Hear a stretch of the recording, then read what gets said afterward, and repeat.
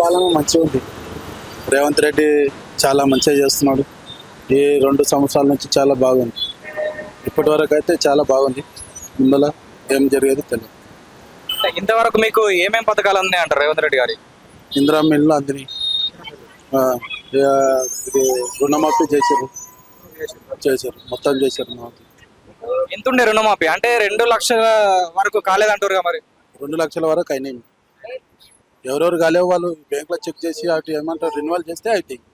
మొత్తం కాలేవు అంటే బాగుండదు. సో ఇంత ముందుకు ఇప్పటికి ఏం తేడా ఉందంటారు? అంతకుముందు ఇప్పుడు ఏం తేడా లేదు, అంతా మంచిగా ఉంది. కానీ అప్పుడు జర పాలన అనేది కేసీఆర్ కూడా చేసిండు, కానీ ఆయన కన్నా జర మంచిగా చేస్తుంది ఇప్పుడైతే. కేసీఆర్ కంటే ఇప్పుడు రేవంత్ రెడ్డి పాలన బాగుందంటారు. అంటే ఎట్లా, దేంట్లో బాగున్నట్టు? అంటే పథకాల విషయంలో అప్పుడు ఎక్కువ రైతులకు మంచి మేలు జరిగింది, ఇప్పుడు రైతులకు అంతగానం లేదని అంటారు చాలా మంది. రైతులకు లేదంటే ఇప్పుడు చాలా మంది కంటే ఉన్న వరకు ఇప్పటి వరకు అయితే బాగానే ఉంది. ఏం బాధ అనేది ఏం లేదు. వరి అని ఏదైనా నష్టపరిహారం కానీ ఇవన్నీ జర లేట్ చేస్తున్నారు. ఇప్పటి వరకు అయితే ఏం లేదు, ఇవి కూడా చేస్తారు.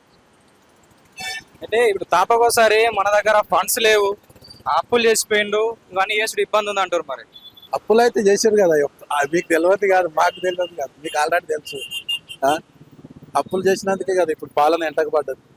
కానీ బీఆర్ఎస్ ఏమంటారు, అది అప్పు కాదు, మేము పెట్టుబడి పెట్టినాము. అంటే కాళేశ్వరం ఉన్నది, 1,00,000 ఎకరాలకు నీళ్ళు వస్తాయని పెట్టుబడి పెట్టినాము. తర్వాత ఇరిగేషన్ విషయంలో కూడా పైపులు వేసడానికి పెట్టుబడి పెట్టినాము.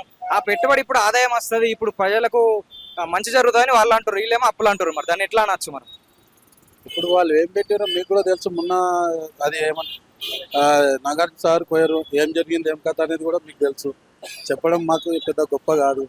ఇది ఏంటంటే ఇప్పుడు మనకు రావాలంటే వేరే దగ్గర అప్పు తీసుకొస్తేనే కదా ప్రజలకు మేలు చేసే. అప్పు పుట్టాలంటే ఇప్పుడు పాత అప్పు క్లియర్ చేస్తేనే మనకు అప్పు ఇస్తారు. అదే చెప్తారు కదా రేవంత్ రెడ్డి కూడా. సో మొత్తం మీద పాలన బాగుంది అంటారు. ఇప్పటి వరకు అయితే బాగుంది అంటారు. మరి ఇంతకుముందు బీఆర్ఎస్ ఉండే, ఇప్పుడు కాంగ్రెస్ ఉంది. ఉందండి. ఇప్పుడు రైతు బంధు ఒకటి తొందరలో వేసామంటారు కదా, రైతులకు కూడా తొందరలోనే అంతే మంచిగానే ఉండదు ఇప్పటి వరకు అయితే. అంటే ఈ ఫండ్స్ లేవు అని చెప్తారు రేవంత్ సార్, తర్వాత పథకాలు కూడా లేట్ అవుతున్నాయి, దాని గురించి ఏం చెప్తారు మరి? అంటే పైసలు లేనందుకే పథకాలు కొంచెం లేట్ అవుతున్నాయి కదా, తొందర అన్ని వచ్చేస్తాయని మేము చెప్తున్నాం అంతే. సో ఇంత ముందుకు ఇప్పటికి కంపారిజన్ ఎట్లా ఇస్తారు మరి? అప్పుడు బాగుండేనా, ఇప్పుడు బాగుండేనా? బాగానే ఉంది, అప్పుడు బాగానే ఉంది, ఇప్పుడు కూడా బాగానే ఉంది. కానీ కొంచెం టైంకి తీసుకుంటారేమో ఇంకా మరి వీళ్ళు కూడా టైం తీసుకుంటారేమో, బాగా చేస్తారు. రైతు బంధు కూడా తొందరలో వేస్తామని చెప్తారు, న్యూస్లో వేసా. సో నిన్ననే తుమ్మల నాగేశ్వరరావు అనౌన్స్మెంట్ చేసిండు. అయితే ఏదైతే ఉచిత పథకాలు ఇవ్వకుండా విద్య కానీ వైద్యం కానీ ఫ్రీ చేయాలని చాలా మంది చెప్తున్న పరిస్థితి. అయితే రేవంత్ రెడ్డి గారు నిన్న కూడా ఒక ప్రకటన చేసిండు, 25,000 కోట్లతోని రెసిడెన్షియల్ స్కూల్ కడుతున్నాము, దాంట్లో పిల్లలకు ఉచితంగా అందిస్తామంటారు. మరి దాని గురించి ఏమంటారు? మంచిగా బాగానే ఉంది. మొన్న కూడా గురుకులాలకు కూడా ఫండ్స్ పెంచిండు కదా వాళ్ళకు కూడా. ఇన్ని రోజుల వరకు తక్కువ ఉండే, మొన్న మెస్ ఛార్జీలు అవన్నీ 100 రూపీస్ ఏమో పెంచినట్టున్నాడు. బాగానే ఉంది, దాన్ని కూడా సమర్థిస్తాం, అది కూడా సమర్థిస్తాము.